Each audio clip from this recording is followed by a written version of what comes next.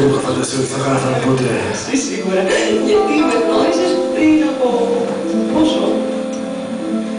Κοίτα, οι γνωριμίες των ανθρώπων που γράφουν τραγούδια είναι προϊόνιες, είναι καρμικές και έρχονται κυρίως από το μέλλον μας και για το παρελθόν μας, Ελληνάκι. Πάμε να το πούμε.